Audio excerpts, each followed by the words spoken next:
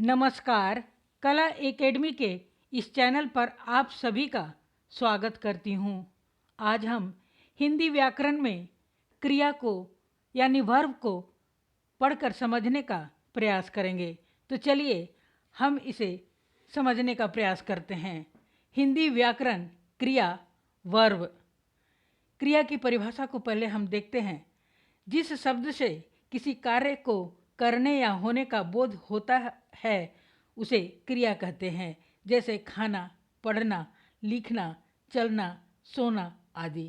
क्रिया एक विकारी शब्द है जिसका रूप लिंग, वचन और पुरुष के अनुसार बदलते रहता है। क्रिया के मूल रूप को धातु कहते हैं, अर्थात जिन मूल अक्षरों से क्रियाएं बनती है उन्हें धातु कहते हैं। जैसे पढ़, जोड़, जोड़, ना। पढ़ मूल धातु है और ना प्रत्यय है, अतः पढ़ में ना प्रत्यय लगाकर बना है पढ़ना। क्रिया के कुछ उदाहरण इस प्रकार हैं। मोहन पढ़ता है, राम चलता है, घोड़ा दौड़ता है। उपर्युक्त दिए गए वाक्यों में पढ़ता है, चलता है, दौड़ता है आदि शब्दों से किसी काम के करने या होने का बोध हो रहा है, इसीलिए ये शब्द क्रिया कहलाएंगे।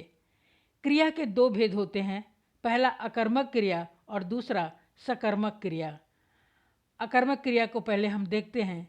जिस क्रिया का असर कर्ता पर ही पड़ता है और उस वाक्य में कर्म नहीं हो उसे अकर्मक क्रिया कहते हैं। अकर्मक क्रिया को कर्म की आवश्यकता नहीं होती है।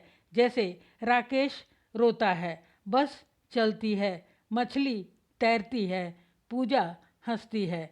उपर्युक्त दिए गए उदाहरणों में हम देख सकते हैं कि इन वाक्यों में कर्म का अभाव है और क्रिया का फल कर्ता पर ही पड़ रहा है, अतः यह अकर्मक क्रिया के उदाहरण हैं।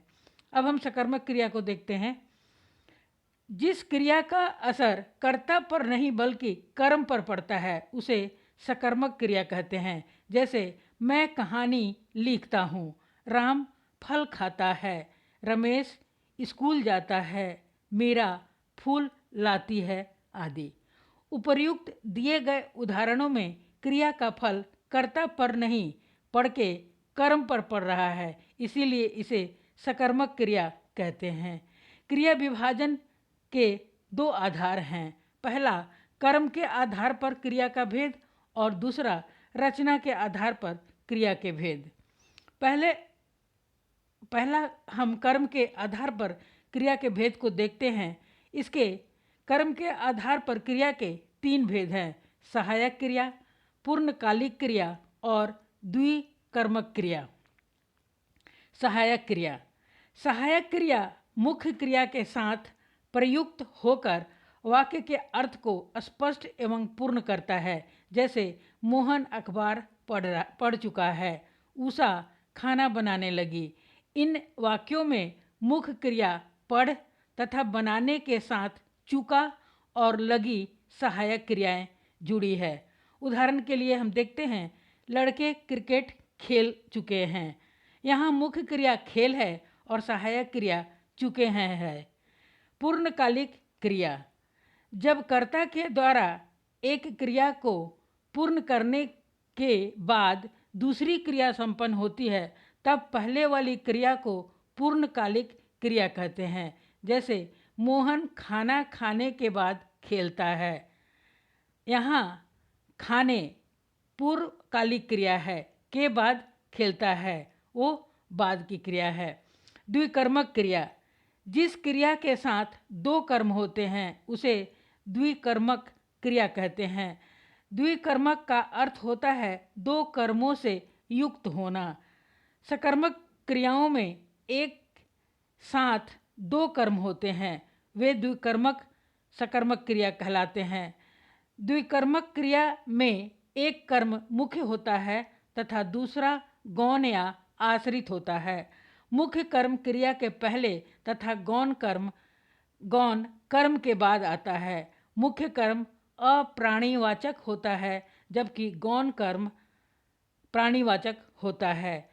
इसमें गौण कर्म के साथ को विभक्ति का प्रयोग किया जाता है, जो कई बार अप्रत्यक्ष भी हो सकता है। जैसे राम ने राहुल को थप्पड़ मारा, सोहन ने श्याम को खाना खिलाया, शिक्षक ने छात्रों को हिंदी सिखाया।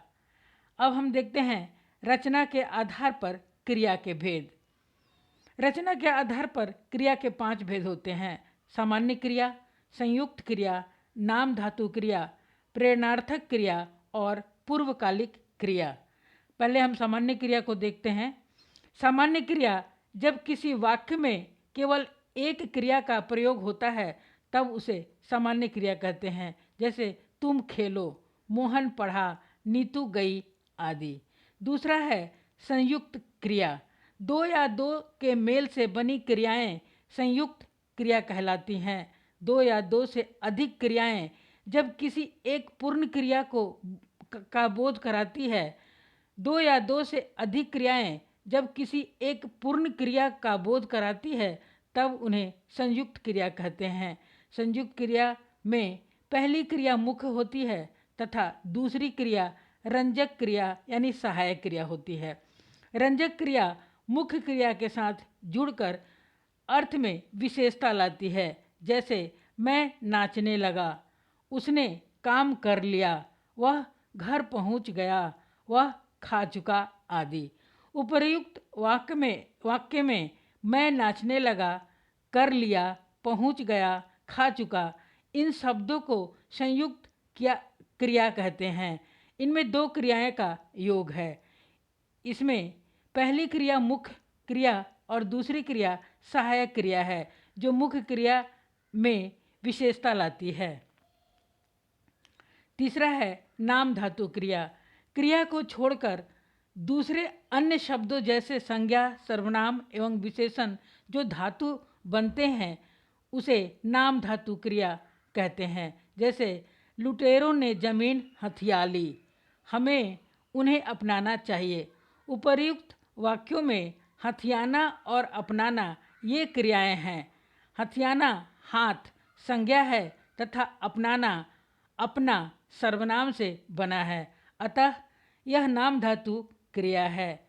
चौथा है प्रेरणार्थक क्रिया। जब कर्ता स्वयं कार्य नहीं करके किसी अन्य से करवाता है तब उसे प्रेरणार्थक क्रिया कहते हैं। जैसे मैंने पत्र लिखवाया, उसने खाना खिलवाया,